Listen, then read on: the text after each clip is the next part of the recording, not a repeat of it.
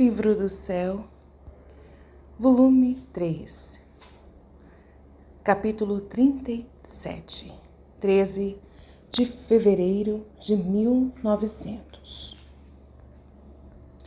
A mortificação é como a cal. Esta manhã, depois de ter recebido a comunhão, vi o meu adorável Jesus, mas tudo mudou de aspecto. Parecia sério, todo reservado, em ato de repreender-me. Que triste mudança! Meu pobre coração, em vez de ser aliviado, sentia-me mais oprimido, mais trespassado diante do aspecto tão insólito de Jesus. No entanto, sentia toda a necessidade de um alívio pelas dores sofridas nos últimos dias por sua privação, em que me parecia que vivia, mais agonizante e em contínua violência. Mas Jesus bendito, querendo repreender-me, porque ia buscando alívio devido à sua presença, enquanto não devia procurar outra coisa que sofrer, me disse: assim como a cal tem virtude de queimar os objetos que se metem nela, assim a mortificação tem virtude de queimar todas as imperfeições e os defeitos que se encontram na alma. E chega a tanto que espiritualiza até o corpo e como um cerco se põe ao redor, e aí sela todas as virtudes. Até que a mortificação não te queime bem, tanto a alma como o corpo, até desfazê-lo, não podereis selar perfeitamente em ti a marca da minha crucificação. Depois disto, não sei bem quem era, mas me parecia que fosse um anjo. Me trespassou as mãos e os pés, e Jesus, com uma lança que saía de seu coração, transpassou-me o meu com extrema dor e desapareceu, deixando-me mais aflita que antes. Oh, como compreendia bem a necessidade da mortificação! Minha inseparável amiga, e que em mim não existia nem sequer a sombra de amizade com ela. Ah, Senhor, ata-me, tu com indissolúvel amizade a esta boa amiga, porque por mim não sei mostrar-me mais que toda rudeza, e ela, não vendo-se acolhida por mim com boa cara, usa comigo todas as considerações. Vai-me fugindo sempre, temendo que eu lhe volte as costas completamente, e jamais cumpre comigo seu belo e majestoso trabalho. Porque estamos um pouco distantes, suas mãos prodigiosas não chegam até mim para poder trabalhar e apresentar-me diante de ti como obra digna de suas santíssimas mãos. Livro do Céu, volume 3, capítulo 38, dia 16 de fevereiro de 1900. A mortificação deve ser o respiro da alma. Continua sempre quase o mesmo.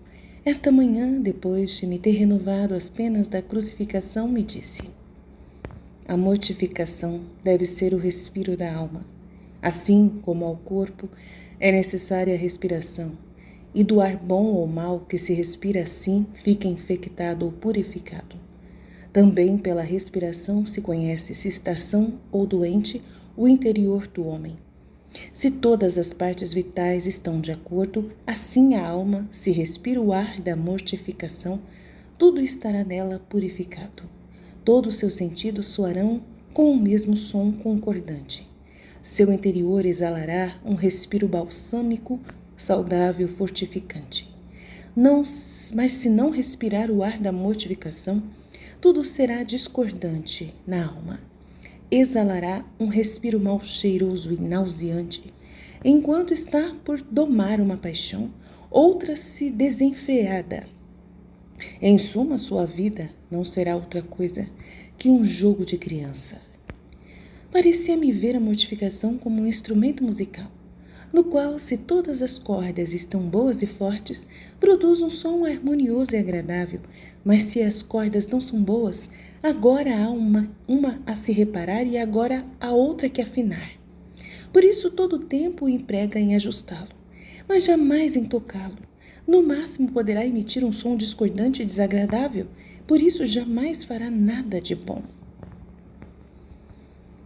Livro do Céu, volume 3, capítulo 39, dia 19 de fevereiro de 1900, ameaça de castigos.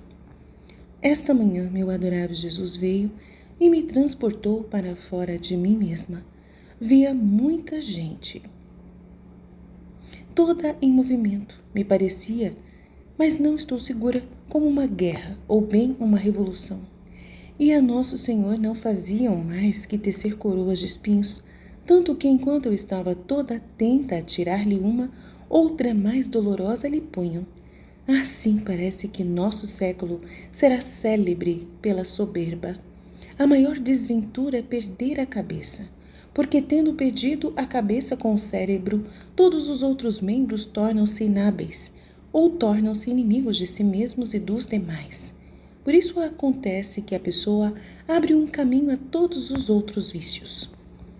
Meu paciente Jesus tolerava todas essas coroas de espinhos e eu mal tinha tempo de tirá-las.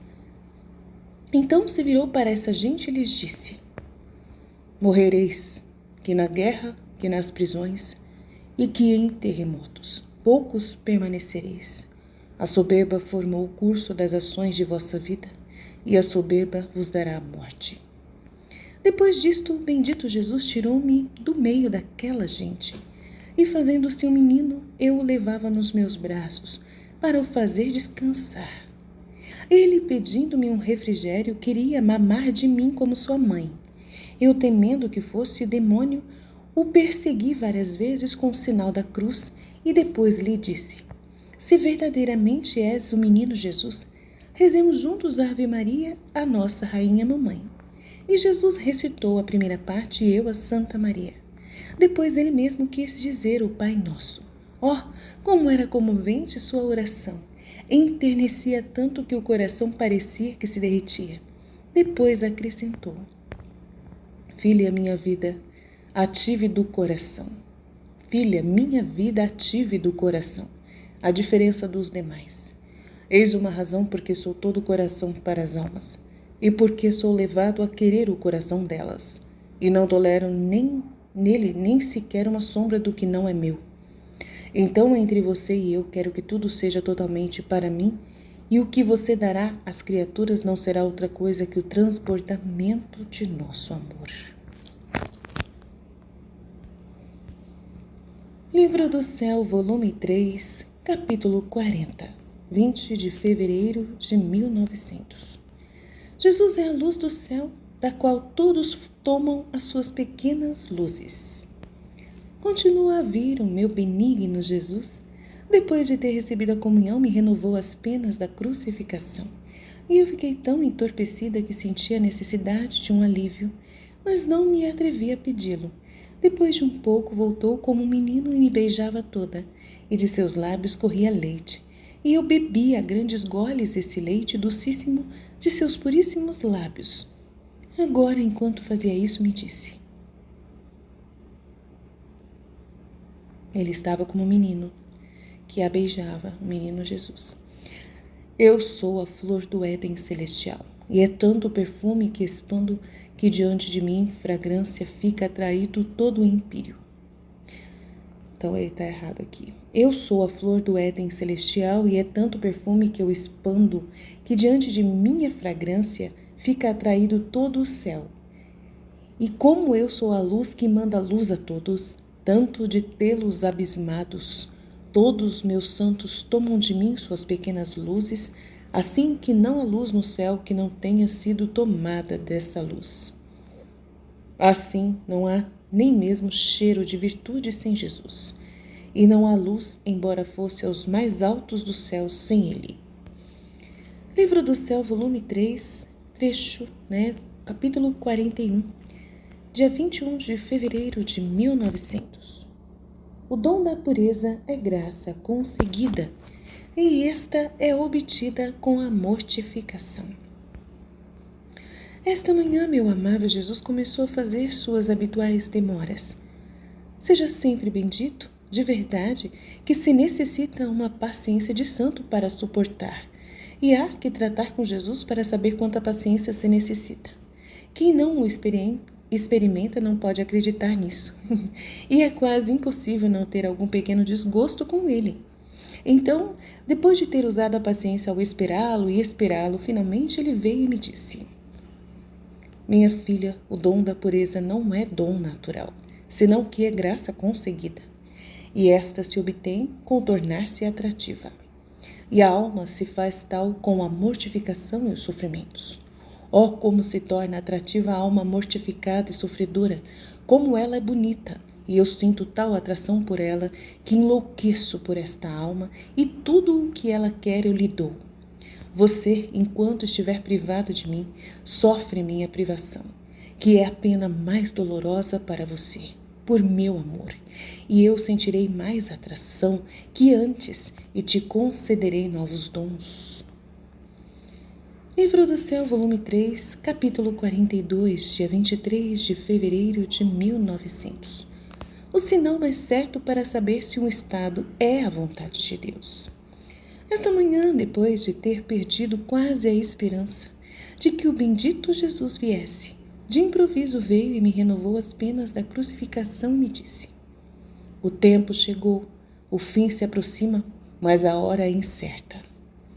E eu, sem prestar atenção ao significado das palavras que ele dizia, fiquei em dúvida se devia atribuí-lo à minha completa crucificação ou bem aos castigos, e disse-lhe: Senhor, quanto temo que o meu estado não seja a vontade de Deus.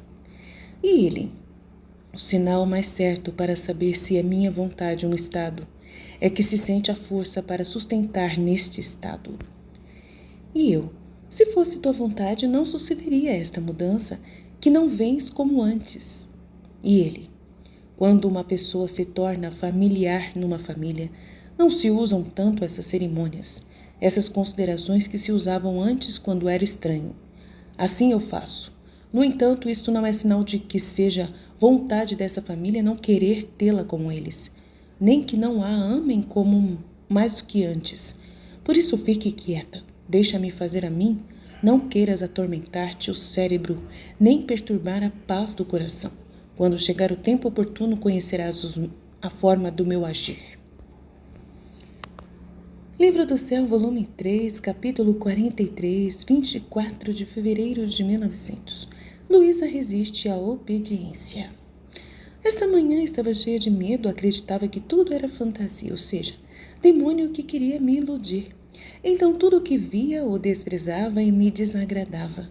Via o confessor que punha a intenção de que Jesus me renovasse as dores da crucificação e eu tentava resistir.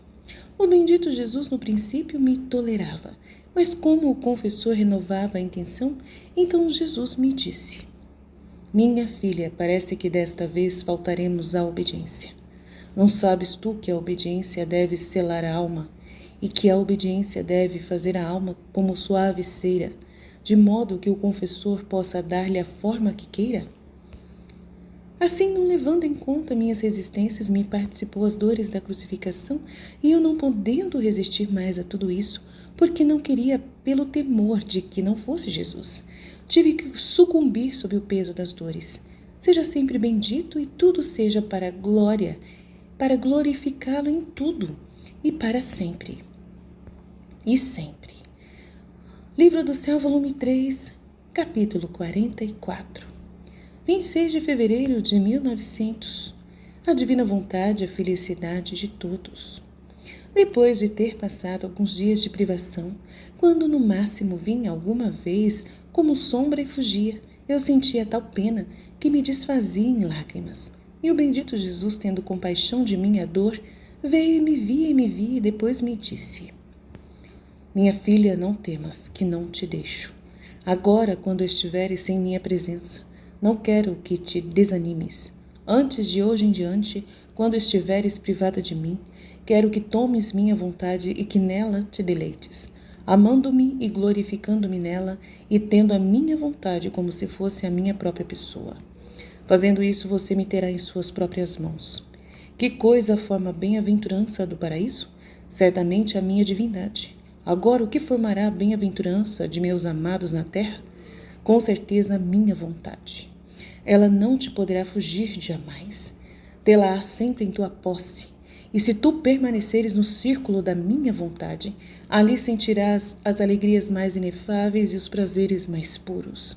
A alma, não saindo jamais do cerco da minha divina vontade, torna-se nobre, diviniza-se e todas as suas obras repercutem no centro do sol divino, assim como os raios do sol repercutem na superfície da terra. E nenhum só sai do centro que é Deus.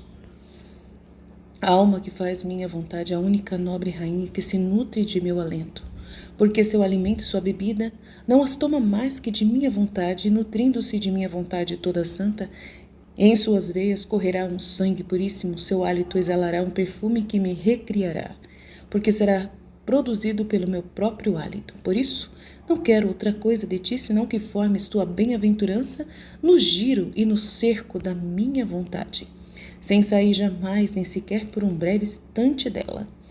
Enquanto dizia isso, em meu íntimo sentia uma inquietude e um temor, porque o falar de Jesus indicava que não ia vir e que eu devia aquietar-me em sua vontade. Oh Deus, que pena mortal, que aperto de coração! Mas Jesus, sempre benigno, adicionou: como posso deixá-la se você é minha vítima? Só deixarei de vir quando você deixar de ser vítima, mas enquanto for vítima, me sentirei sempre atraído a vir.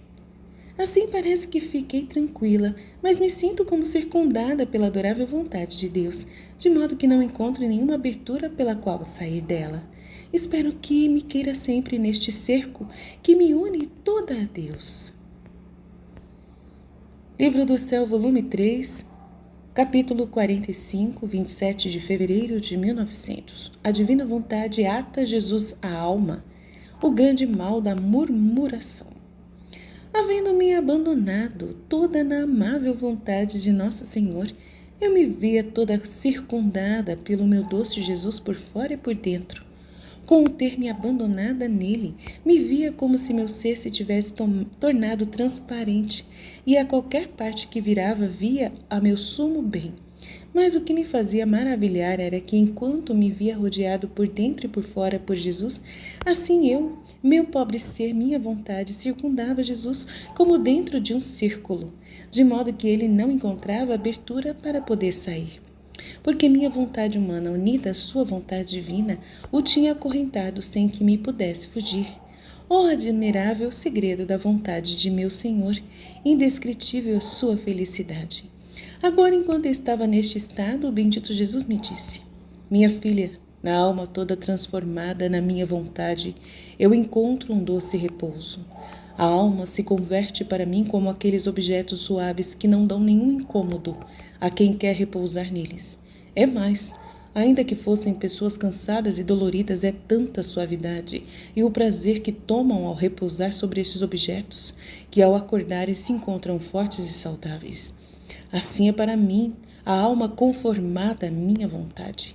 E eu, em recompensa, me faço atar por sua vontade, e nela faço resplandecer o sol divino como no pleno meio-dia. Disse isto, desapareceu. Pouco depois, tendo recebido a comunhão, voltou e me transportou para fora de mim mesma. Via muita gente, Jesus me dizia: diga-lhes quão grande é o mal que fazem com murmurar um do outro, porque atraem a minha indignação. E isto com justiça, porque vejo que, enquanto estão sujeitos às mesmas misérias e fraquezas, não fazem outra coisa que erigir tribunais uns contra os outros. Se assim fazem entre eles, que farei eu, que sou santo e puro, com eles? De acordo com a caridade que exercitem-se uns com os outros, aí sim eu me sinto atraído a usar a misericórdia com eles. Jesus me dizia isso e eu repetia a essa gente, e depois nos retiramos. Livro do Céu, volume 3, capítulo 46, 2 de março de 1900. A união das vontades atam a alma a Jesus. Prendem a alma a Jesus. Esta manhã, tendo recebido a Santa Comunhão, o meu doce Jesus fazia-se ver crucificado e internamente sentia-me atraída a olhar para ele, para poder assemelhar-me a ele. E Jesus se refletia em mim para atrair-me à sua semelhança. Enquanto isso eu fazia, sentia-me infundir em mim as dores do meu Senhor crucificado. Com toda a bondade me disse: quero que o teu alimento seja o sofrimento, não só por sofrer, mas como fruto da minha vontade. O beijo mais sincero que prende mais forte nossa vontade é a união de nossos quereres, e o nó indissolúvel que nos estreitará em contínuos abraços será o contínuo sofrer. Enquanto dizia isso, bendito Jesus despregou-se da cruz, a tomou e a estendeu no interior de meu corpo. E eu ficava toda estendida na cruz, que me sentia deslocar os ossos. Além disso, uma mão, que não sei dizer com certeza de quem era, me transpassava as mãos e os pés. E Jesus, que estava sentado sobre a cruz, que estava estendida dentro de mim, tudo se comprazia em meu sofrer e em quem me transpassava as mãos, e acrescentou: agora posso descansar tranquilamente. Não tenho que tomar nem sequer o incômodo de crucificar-te, porque a obediência já quer fazer tudo, e eu livremente te deixo nas mãos da obediência. E levantando-se da cruz, pôs-se sobre o meu coração para descansar. Quem pode dizer como é que eu sofri estando nessa posição? Depois de ter estado ali muito tempo, Jesus não se apressava em aliviar-me como das outras vezes para me fazer voltar ao meu estado natural. E a mão que me tinha posto sobre a cruz não havia mais. Isto dizia-o a Jesus, que me respondia: quem te pôs sobre a cruz? Talvez tenha sido eu. Foi a obediência, e a obediência deve tirar-te daí.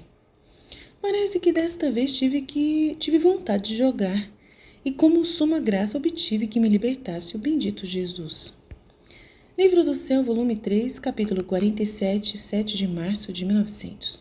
A alma conformada ao divino querer chega a prender a Deus a si. Esta manhã, encontrando-me fora de mim mesma, tive que girar e girar para encontrar o bendito Jesus. Felizmente entrei numa igreja e o encontrei sobre um altar onde se celebrava o divino sacrifício. Subitamente corri e o abracei, dizendo-lhe: finalmente te encontrei. Fizeste-me girar tanto até me cansar, e tu estavas aqui. E ele, me olhando sério, não com sua habitual benignidade, me disse: esta manhã me sinto muito amargo e sinto toda a necessidade de pôr as mãos nos castigos para desagravar-me. Eu, em seguida, disse: meu amado, não é nada. Remediaremos isto agora mesmo.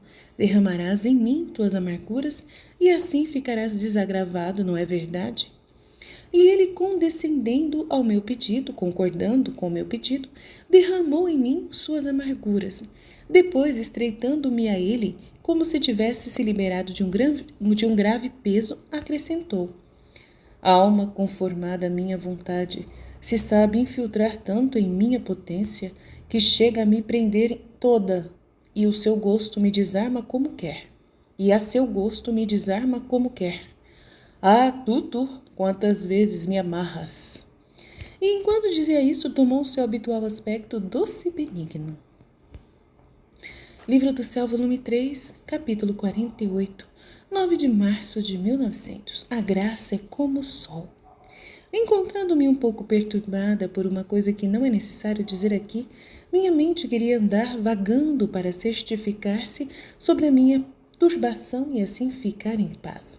Mas o bendito Jesus, querendo contradizer meu querer, impedia-me que eu pudesse ver o que queria, e como eu insisti em querer ver, me disse: por que quer ir vagando? Não sabes tu que quem sai da minha vontade sai da luz e se confina nas trevas? E querendo me distrair do que eu queria, me transportou para fora de mim mesma e, mudando de assunto, acrescentou: olhe um pouco como os homens são ingratos para mim. Assim como a luz do sol enche toda a terra, de um ponto ao outro, de modo que não há terra que não goze o benefício de sua luz, nem há pessoa que possa lamentar-se de estar privada de suas benéficas influências. Tão é verdade que o sol, investindo a todo o universo, para poder dar luz a todos, toma-o como em sua mão, Só pode lamentar-se de não gozar de sua luz quem, fugindo de sua mão, vai esconder-se em lugares tenebrosos. Porém, o sol, continuando o seu caritativo ofício, não deixa de lhe enviar algum raio de luz de entre os seus dedos. Assim, a minha graça é uma imagem do sol, que por toda a parte inunda as nações, pobres e ricas, ignorantes e doutos, cristãos e infiéis.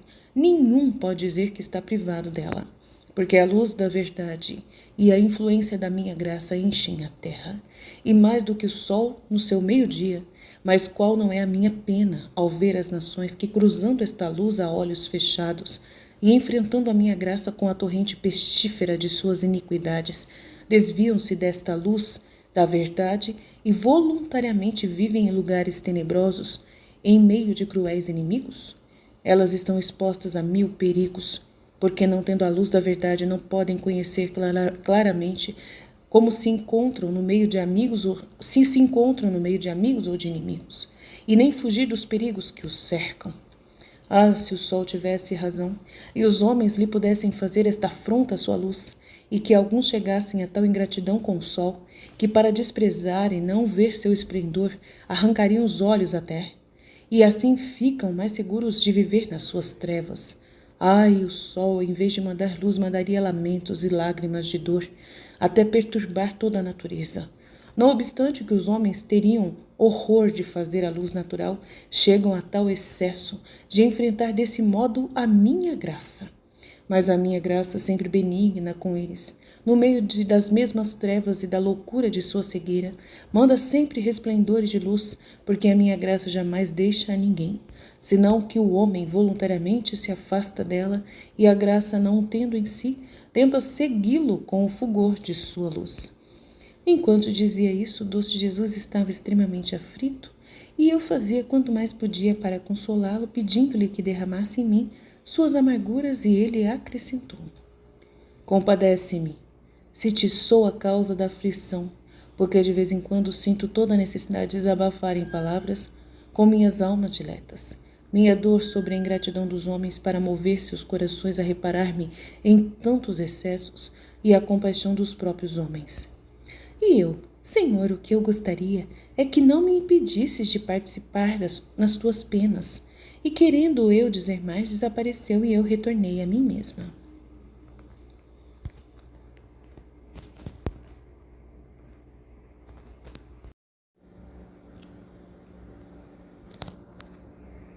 Livro do Céu, volume 3, capítulo 49, 10 de março de 1900. Efeitos do sofrimento. Esta manhã, tendo recebido a Santa Comunhão, via o meu amado Jesus como um menino, com uma lança na mão, em atitude de me querer trespassar o coração. E como tinha dito uma coisa ao confessor, Jesus, querendo repreender-me, me disse: tu queres afastar o sofrimento e eu quero que comeces uma nova vida de sofrimentos de obediência. Enquanto isso dizia, transpassou-me o meu coração com a lança e depois acrescentou: assim como o fogo arde segundo a lenha que se lhe põe, e assim tem maior atividade em queimar e consumir os objetos que se lançam nele, e por quanto maior é o fogo, outro tanto maior o calor e a luz que contém.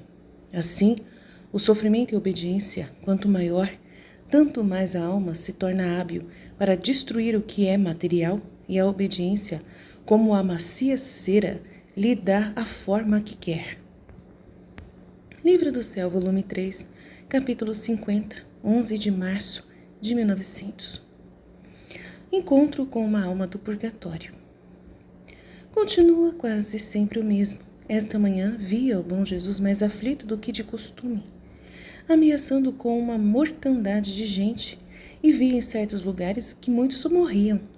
Depois passei pelo purgatório e, reconhecendo a uma amiga falecida, perguntava-lhe várias coisas sobre o meu estado, especialmente se é vontade de Deus este estado, se é verdade que é Jesus quem vem ou bem o demônio, porque ele dizia: como tu te encontras diante da verdade e conheces com clareza as coisas aí, sem que possas enganar-te, podes dizer-me a verdade sobre as minhas circunstâncias. E ela disse-me: não temas, o teu estado é a vontade de Deus, e Jesus te ama muito, por isso manifesta-se a ti. E eu, dizendo-lhe algumas das minhas dúvidas, pedi-lhe que visse, ante a luz da verdade, se eram verdadeiras ou falsas, e fizesse-me a caridade de me vir dizer que se o fizesse, ou eu em recompensa mandava-lhe celebrar uma missa em sufrágio, e ela acrescentou: se o quer o Senhor, porque nós estamos tão imersos em Deus que não podemos sequer mover as pestanas se não concorre Ele. Nós habitamos em Deus como uma pessoa que habitasse em outro corpo, que tanto pode pensar, falar, ver, agir, caminhar, porque lhe é dado por aquele corpo que a circunda por fora. Porque em nós não é como em vós, que tendes o livre-arbítrio, a vontade própria terminou, a nossa vontade é só vontade de Deus. Dela vivemos, nela encontramos todo o nosso contentamento e ela forma todo o nosso bem e nossa glória. E mostrando uma satisfação indescritível por esta vontade de Deus, nos separamos. Livro do Céu, volume 3, capítulo 51, 14 de março de 1900. Modo de atrair as almas ao catolicismo. Havendo-me dado confessor a obediência de pedir ao Senhor que me manifestasse o modo como fazer para atrair as almas ao catolicismo e para tirar tanta incredulidade delas, eu sei pedi-o várias vezes, vários dias, e o Senhor não se dignava pronunciar-se sobre isto. Finalmente, esta manhã, me encontrei fora de mim mesma, transportada dentro de um jardim que me parecia ser o jardim da igreja. E ali estavam muitos sacerdotes e outras dignidades que discutiam sobre este tema. E enquanto discutiam, saía um cão de desmesurado tamanho e força, e a maioria dessas pessoas ficavam tão assustadas e debilitadas que chegavam a fazer-se morder por aquele cão. E depois retiravam-se como covardes da empresa. Aquele cão enfurecido não tinha força para morder aqueles que tinham como centro Jesus, no próprio coração, que portanto vinha formar o centro de todas as suas ações, pensamentos e desejos. Assim, Jesus formava o selo destas pessoas. E aquela besta ficava tão fraca que não tinha força nem sequer de respirar. Agora, enquanto discutiam, eu ouvia a Jesus que desde detrás de minhas costas dizia: todas as demais sociedades conhecem quem pertence ao seu partido. Só minha igreja não conhece quem são seus filhos. O primeiro passo é conhecer quem são aqueles que lhe pertencem. E a estes podeis conhecê-los, estabelecendo um dia uma reunião na qual convidareis aqueles que são católicos a irem ao lugar destinado para tal reunião. E aí, com a ajuda dos católicos leigos, estabelecer o que convém fazer. O segundo passo é obrigar à confissão aqueles católicos que intervêm nisto, pois esta é a coisa principal que renova o homem e forma os verdadeiros católicos. E isto não só aqueles que se encontram presentes, mas obrigar aqueles que são patrões a obrigar os seus súditos à confissão, e se não conseguem pelas boas, mesmo despedindo-os de seu serviço. Quando cada sacerdote tiver formado o corpo de seus católicos, então poderão encaminhar-se a outros passos superiores, porque reconhecer a oportunidade do tempo, como entrar nos partidos, e a prudência em expor-se, é como a poda às árvores, que faz produzir frutos grandes e maduros. Mas se a árvore não é podada, produz sim um belo conjunto de folhagem e de flores, mas apenas cai uma geada, sopra um vento, não tendo a árvore humor suficiente e força para sustentar tantas flores para trocá-las em frutos, as flores caem e a árvore fica nua. Assim acontece nas coisas da religião.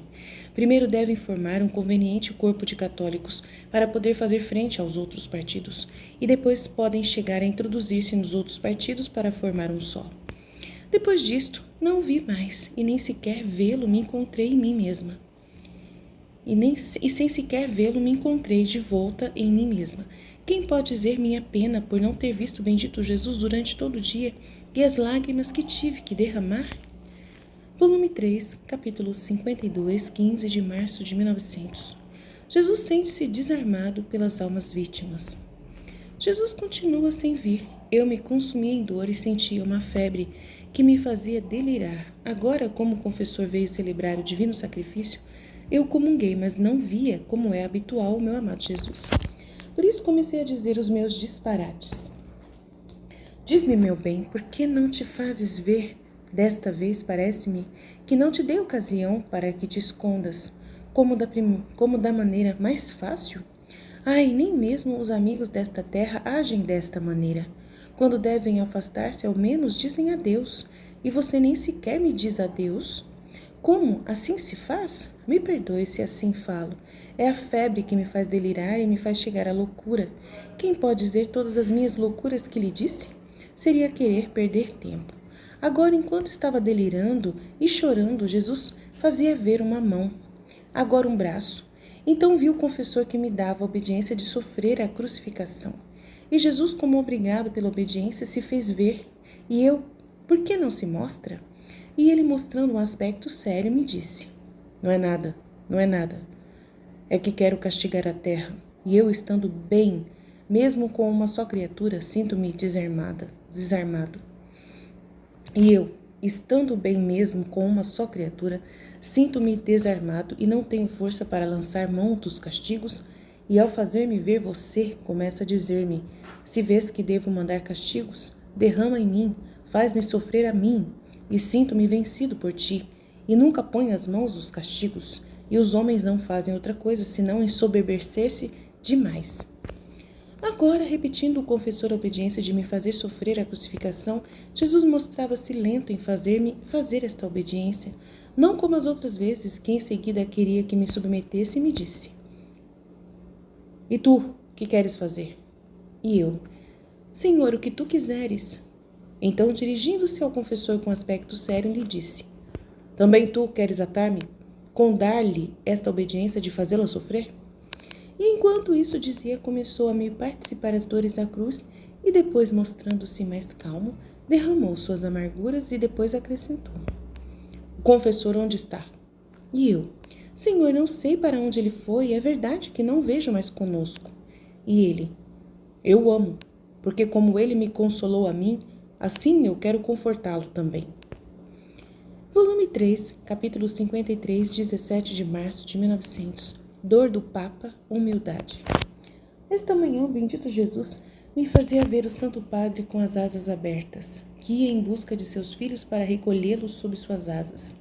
E ouvia seus lamentos que diziam: meus filhos, quantas vezes busquei reunir-vos sob minhas asas, e vocês me fogem. Escutem meus lamentos e tenham compaixão da minha dor. E enquanto dizia isso, chorava amargamente, e parecia que não eram só os leigos que se afastavam do Papa, mas também os sacerdotes, e estes davam mais dor ao Santo Padre. Que pena dava ver o Papa nesta posição. Depois disto, vi Jesus que fazia eco aos lamentos do Santo Padre e acrescentava: poucos são os que permaneceram fiéis, e estes poucos vivem como raposas escondidas em suas próprias cavernas. Têm medo de expor-se para arrancar seus próprios filhos da boca dos lobos. Falam, propõem, mas todas são palavras ditas ao vento, jamais chegam aos fatos. Dito isto, ele desapareceu. Depois de pouco tempo voltou e eu me sentia toda aniquilada em mim mesma ante a presença de Jesus, e ele, vendo-me assim, me disse: minha filha, quanto mais você se abaixa em si mesma, tanto mais me sinto atraído a me abaixar para você e te encher da minha graça. Eis porque a humildade é precursora da luz. Livro do Céu, volume 3, 54, capítulo 54, 20 de março de 1900, advertência de castigos. Tendo recebido a comunhão, via meu doce Jesus que me convidava a sair com ele, mas com o pacto de que ao vir junto com ele, onde via que Jesus estava obrigado a mandar castigos pelos pecados, não devia discutir ali com ele para que não os mandasse. Com esta condição, saímos percorrendo a terra. Em primeiro lugar, comecei a ver, não muito longe de nós, especialmente em certos pontos, tudo seco. Então, me dirigindo a ele, disse: Senhor, como farão estas pobres gentes, se lhes falta o alimento para se nutrirem? Você pode tudo. Assim como fez secar, assim faça que reverdeça. E como tinha coroa de espinhos, estendi-lhe a mão, dizendo: meu bem, que te fizeram estas nações? Talvez te tenham posto esta coroa de espinhos, pois bem, entregue a mim, assim ficarás aplacado e lhes darás o alimento para não as deixar morrer. E tirando-a, coloquei-a sobre a minha cabeça. Enquanto fazia isso, Jesus me disse: parece que não posso mais levá-la junto comigo, porque levá-la e não poder fazer nada é o mesmo. E eu: Senhor, não fiz nada. Perdoa-me se achas que fiz mal, mas leva-me junto contigo.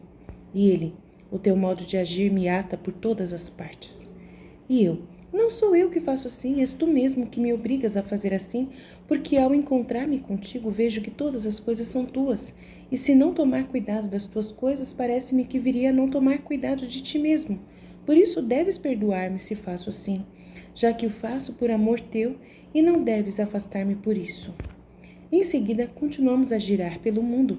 Eu fazia quanto mais podia para não lhe dizer mais nada de que não castigasse em alguns pontos, para não lhe dar a ocasião de que me mandasse retirar e voltar, e assim perder sua amável presença.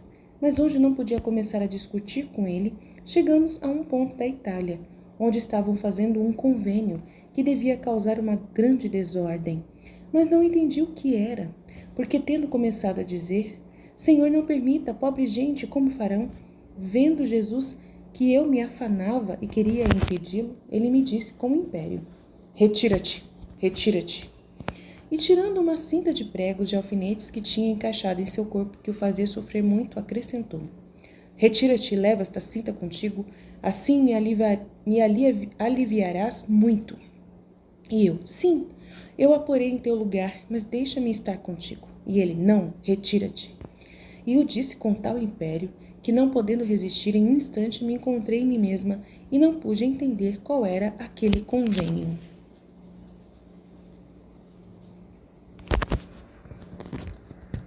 Livro do Céu, volume 3, capítulo 55, 25 de março de 1900. O Verbo de Deus, na encarnação, torna-se luz das almas. Esta manhã, meu adorável Jesus, ao vir, me disse: assim como o sol é a luz do mundo, assim o Verbo de Deus, ao encarnar-se, se fez luz das almas. E assim como o sol material dá luz a todos em geral e a cada um em particular, tanto que em cada um o pode gozar como se fosse próprio, assim o Verbo, enquanto dá luz em geral, é sol para cada um particular. Assim é verdadeiro que a este sol divino cada um o pode ter consigo como se fosse para ele somente. Quem pode dizer o que entendia sobre esta luz e os efeitos benéficos que produz nas almas que têm este sol como se fosse seu? Parecia-me que a alma, possuindo esta luz, põe em fuga as trevas, como o sol material, ao surgir sobre nosso horizonte, põe em fuga as trevas da noite. Esta luz divina, se a alma é fria, a aquece. Se ela está nua de virtudes, torna-a fecunda. Se está inundada pela nociva enfermidade da tibieza, com seu calor absorve aquele mau humor. Numa palavra, para não me alongar demasiado, este sol divino, introduzindo a alma no centro de sua esfera, a cobre com todos os seus raios e chega a transformá-la em sua mesma luz. Depois disto, como eu me sentia toda abatida, Jesus, querendo me aliviar, me disse: esta manhã quero deleitar-me em ti. E ele começou a fazer seus truques amorosos habituais. Volume 3, Livro do Céu, capítulo 56, 1º de abril de 1900. As paixões mudadas em virtudes. Depois de esperar e esperar, meu doce Jesus fazia-se ver dentro de meu coração. Parecia-me ver um sol que expandia raios. E olhando no centro deste sol, descobri o rosto de Nosso Senhor. Mas o que me fez espantar é que via no meu coração muitas donzelas vestidas de branco com coroas na cabeça que rodeavam este sol divino, alimentando-se daqueles raios que expandem este sol. Oh, como eram belas, modestas, humildes e todas atentas, e deleitando-se em Jesus. Então, não conhecendo o significado disto, com um pouco de temor, pedi a Jesus que me fizesse saber quem eram aquelas donzelas. E ele me disse: essas donzelas eram as suas paixões. E agora, com minha graça, mudei em outras tantas virtudes que me fazem nobre cortejo, estando todas à minha disposição, e eu em recompensa as vou nutrindo com minha contínua graça. Ah, Senhor, no entanto, me sinto tão mal que me envergonho de mim mesma. Volume 3, capítulo 57, dia 2 de abril de 1900. Jesus julga não segundo as obras que se fazem, mas segundo a vontade com que se obra. Esta manhã sofri muito pela ausência do meu amado Jesus, mas ele recompensou minhas penas satisfazendo um desejo meu de querer saber uma coisa que há muito eu desejava. Então, depois de ter girado e girado em busca de Jesus, e que agora eu chamava com a oração, agora com as lágrimas, agora com o canto, pois talvez pudesse ficar ferido por minha voz e se deixasse encontrar, mas tudo em vão. Tenho repetido os meus gemidos a quem encontrava perguntava sobre ele. Finalmente, quando meu coração se sentia despedaçado e que não podia mais, o encontrei, mas o via de costas, e lembrando-me de uma resistência que lhe fiz, a que direi no livro do confessor, pedi perdão e assim parece que nos pusemos de acordo.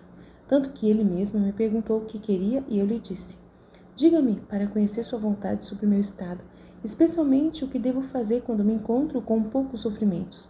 E você não vem. E se você vem, é quase como sombra, muito rápido.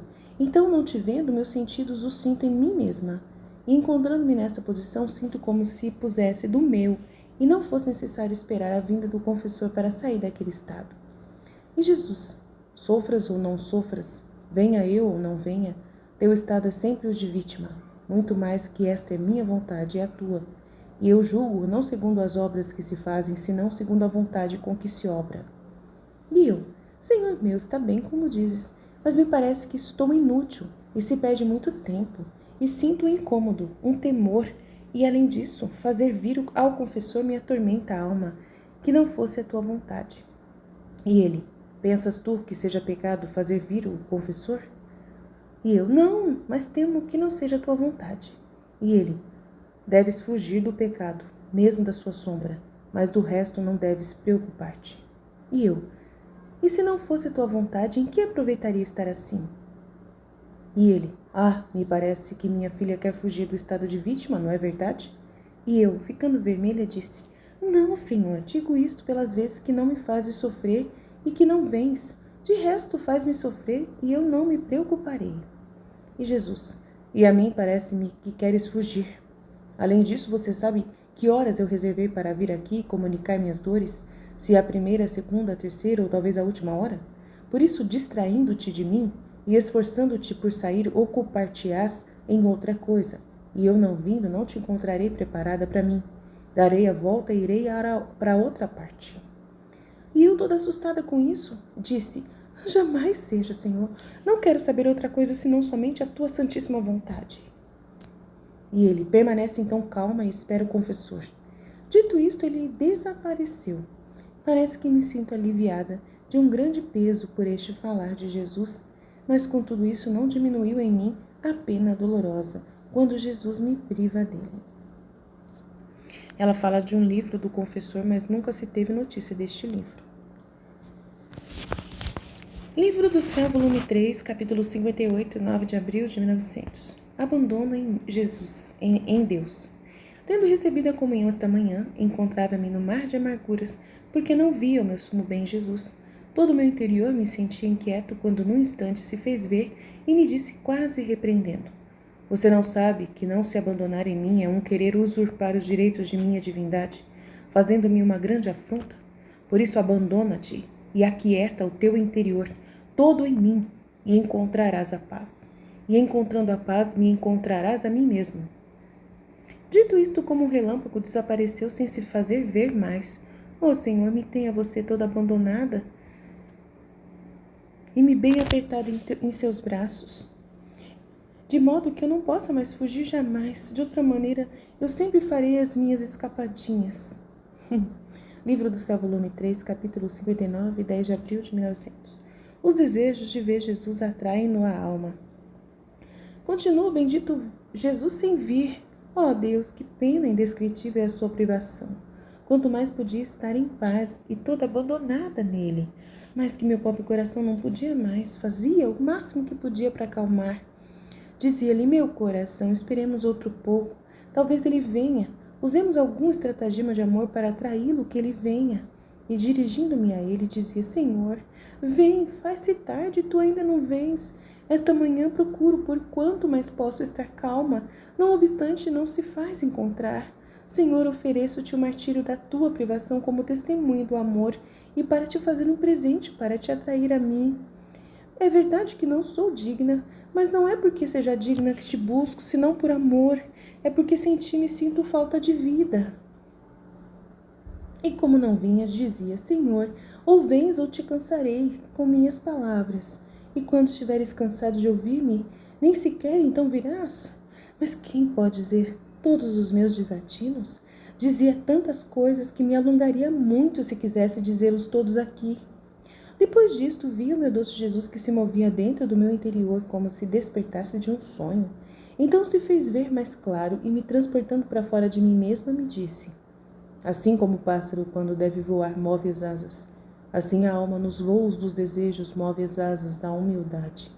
E nesses movimentos envia um ímã que me atrai, de modo que enquanto ela empreende o seu voo para vir a mim, eu empreendo o meu para ir com ela. Ai, Senhor, se vê que me falta então o ímã da humildade. Se eu e meu caminho expandisse por toda parte o ímã da humildade, não sofreria tanto em esperar e esperar a sua vinda. Volume 3, capítulo 60, 16 de abril de 1900, as 3 assinaturas do passaporte da bem-aventurança na terra. Depois de ter passado dias amargos de privação e de reprovações do bendito Jesus por minhas ingratidões e resistências à sua vontade e suas graças, esta manhã, ao vir, me disse: minha filha, o passaporte para entrar na felicidade que a alma pode possuir sobre esta terra deve ser assinado com 3 assinaturas, e estas são resignação, humildade e obediência. A resignação perfeita à minha vontade é cera, que funde as nossas 2 vontades, e delas formem uma só, e é como açúcar e mel. Mas se há uma pequena resistência à minha vontade, a cera se desune, o açúcar se torna amargo e o mel se converte em veneno. Agora não basta estar resignada, senão que a alma deve estar convencida que o maior bem para si mesma e o maior modo de glorificar-me é fazer sempre a minha vontade. Eis a necessidade da assinatura da humildade, porque a humildade produz este conhecimento. Mas quem enobrece estas 2 virtudes, quem as fortifica, quem as faz perseverantes, quem as acorrenta juntas para não se poder separar, quem as coroa, é a obediência. Assim, a obediência, destruindo de todo o próprio querer da pessoa e tudo o que é material, espiritualiza tudo. E como coroa se põe ao redor, assim que a resignação e a humildade sem a obediência estarão sujeitas à instabilidade. Mas com a obediência serão firmes e estáveis, e eis a estreita necessidade da assinatura da obediência para fazer que este passaporte possa correr para passar ao reino da bem-aventurança espiritual, que a alma pode gozar de felicidade aqui na terra. Sem essas 3 assinaturas, o passaporte não terá valor algum e a alma será sempre rejeitada no reino da bem-aventurança e estará obrigada a estar sempre no reino da inquietação, da perturbação, dos medos, dos perigos, e para sua desgraça terá por Deus o seu próprio eu, e este estará cortejado pela soberba e pela rebelião. Depois disto, me transportou para fora de mim mesma, dentro de um jardim que parecia ser o jardim da igreja, no qual via que se desviavam por causa de 5 ou 6 pessoas, sacerdotes e leigos, que, unindo-se com os inimigos da igreja, moviam uma revolução. Que pena dava ver a Jesus bendito chorar o triste estado destas pessoas. Depois vi no ar e vi uma nuvem de água cheia de grandes pedaços de gelo que caíam sobre a terra. Oh, quanto destroço faziam sobre as colheitas e sobre a humanidade! Mas espero que queira aplacar-se. Então, mais aflita que antes, voltei a mim. Livro do Céu, volume 3, capítulo 61. A cruz, dai-nos as linhas e as semelhanças de Jesus. Continua meu adorável Jesus vindo apenas como sombra, e ao vir não diz nada. Esta manhã, depois de ter me renovado as dores da cruz por 2 vezes, olhando-me com ternura enquanto sofria a dor das perfurações dos pregos, me disse: a cruz é um espelho onde a alma vê a divindade e, contemplando-se nele, adquire os lineamentos, a semelhança mais perfeita com Deus. A cruz não se deve apenas amar, desejar, mas ter ela como honra e glória. Isto é agir como Deus e tornar-se como Deus por participação. Porque só eu, Deus, me gloriei da cruz e considerei como uma honra sofrer, e a amei tanto, que em toda a minha vida não quis estar um momento sem a cruz. Quem pode dizer o que compreendia da cruz por esse falar do bendito Jesus? Mas me sinto muda para expressá-lo com palavras. Ai, Senhor, peço-te que me mantenha sempre pregada então na cruz, a fim de que, tendo sempre diante deste espelho divino, possa limpar todas as minhas manchas e embelezar-me sempre mais à tua semelhança. Volume 3, capítulo 62, 21 de abril de 1900. Mais que o sacramento, a cruz sela a Deus na alma. Encontrando-me no meu próprio estado, é mais como um pouco de temor por uma coisa que não é necessário dizer aqui, meu doce Jesus ao vir me disse. E ainda que sejam vasos sagrados, é necessário de vez em quando sacudi-los. Vossos corpos são tantos vasos sagrados nos quais faço minha morada. Por isso é necessário que de vez em quando lhes dê uma sacudida, isto é, que os visite com alguma tribulação, cruz, para fazer que eu esteja neles com mais decoro e honra. Por isto, fique calma. Depois disso, tendo recebido a comunhão e tendo-me renovado as dores da crucificação, acrescentou: Minha filha, como é preciosa a cruz, olhe um pouco. O sacramento do meu corpo, ao dar-se a alma, une-a comigo, transforma-a até torná-la uma mesma coisa comigo. Mas ao consumir-se as espécies, desune-se essa união realmente contraída. Mas a cruz não. Ela toma a Deus e o une com a alma para sempre. E para maior segurança ela se põe como selo. Portanto, a cruz sela a Deus na alma permanentemente, de modo que jamais há separação entre Deus e a alma crucificada. Volume 3, capítulo 63, 23 de abril de 1900. A resignação é óleo que unge. Esta manhã, encontrando-me fora de mim mesma, vi a meu doce Jesus que sofria muito e lhe pedi que me desse parte de suas penas e ele me disse: Também você sofre melhor, eu me ponho em seu lugar e você me faz o ofício de enfermeira. Então parecia que Jesus se colocava em minha cama e eu ao seu lado começava a examinar-lhe a cabeça e um a um lhe tirei os espinhos que estavam pregados. Depois segui com seu corpo e percorri todas as suas chagas. Lhe secava o sangue e as beijava, mas não tinha com que ungi-las para mitigar a dor. Então vi que de mim saía um azeite, e eu o tomava e ungia as chagas de Jesus, mas com um certo temor, porque não compreendia o que significava aquele azeite que saía de mim. Mas Jesus bendito me fez entender que era resignação ao querer divino, que se tornava esse óleo, que enquanto ungia e mitiga nossas penas, ao mesmo tempo é um óleo que também unge e mitiga a dor das chagas de Jesus. Então, depois de ter estado por um bom tempo fazendo este ofício ao meu amado Jesus, desapareceu e eu retornei em mim mesma.